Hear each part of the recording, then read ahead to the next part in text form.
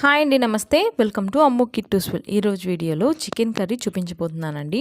Chicken కర్రీయే కదా, సింపుల్గా ఉంటుంది అలా అనుకోవద్దండి. టేస్ట్ మాత్రం చాలా బాగుంటుంది. మంచి గ్రేవీతో ఇలా ఒకసారి ట్రై చేసి చూడండి, తప్పకుండా మీ అందరికీ నచ్చుతుందండి. అలాగే చేయడం కూడా చాలా తేలిక, బిగినర్స్ కూడా చాలా ఈజీగా చేసుకునే ఈ చికెన్ కర్రీని చేసేద్దాం పదండి.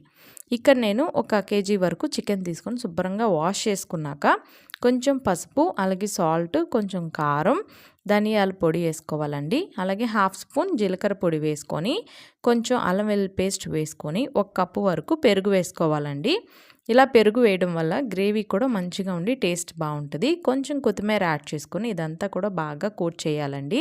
ఇలా మ్యారినేట్ చేసుకొని ఒక అరగంట పాటైనా పక్కన పెట్టుకోండి. అప్పుడు ఉప్పు కారం అది చికెన్కి పట్టి చాలా బాగుంటుందండి టేస్ట్. ఇలా పక్కన పెట్టుకున్నాక అరగంట అయిన తర్వాత ఇప్పుడు ఒక ప్యాన్ పెట్టుకొని ఒక 2 స్పూన్ల వరకు ఆయిల్ వేసుకోండి. ఇప్పుడు 2 లవంగాలు, అలాగే 2 దాల్చిన చెక్క వేసుకొని 3 పెద్ద ఉల్లిపాయలని ఇలాగ బారుగా కట్ చేసి వేసుకోండి. తర్వాత ఇందులో ఒక 5 వెల్లుల్లి రెబ్బలు వేసుకోండి. ఇలాగ పొట్టు తీసి వేసుకోవాలండి. 4 పచ్చిమిరపకాయలు వేసుకొని ఒక 1/2 స్పూన్ వరకు సాల్ట్, కొంచెం కొత్తిమీర యాడ్ చేసుకొని ఇప్పుడు ఇందులో 4 జీడిపప్పుల వరకు వేసుకోండి. అలాగే 2 టమాటాలు వేసుకున్నాక ఒకసారి కొంచెం కలుపుకొని 1/2 స్పూన్ పసుపు వేసుకొని మూత పెట్టి ఇదంతా కూడా సాఫ్ట్ అయ్యే వరకు బాగా కుక్ చేసుకోవాలండి.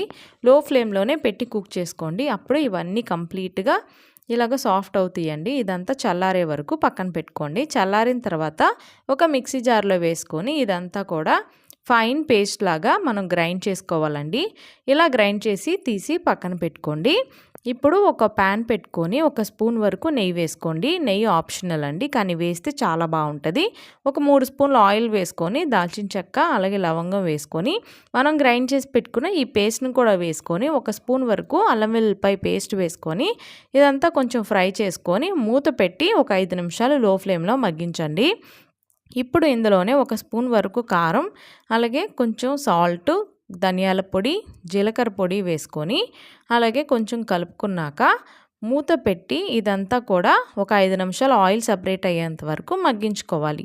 తర్వాత ముందుగా మ్యారినేట్ చేసి పెట్టుకున్న ఈ చికెన్ని వేసుకొని కొంచెం కలుపుకొని ఈ చికెన్లోంచి వాటర్ అంతా సపరేట్ అయ్యే వరకు ఒక 10 నిమిషాలు మీడియం ఫ్లేమ్లో పెట్టి ఉడికించుకోండి. ఇప్పుడు ఇందులోనే ఒక చిన్న టీ గ్లాస్ వాటర్ పోసుకోండి. ఎక్కువ వాటర్ పోయాల్సిన అవసరం లేదండి.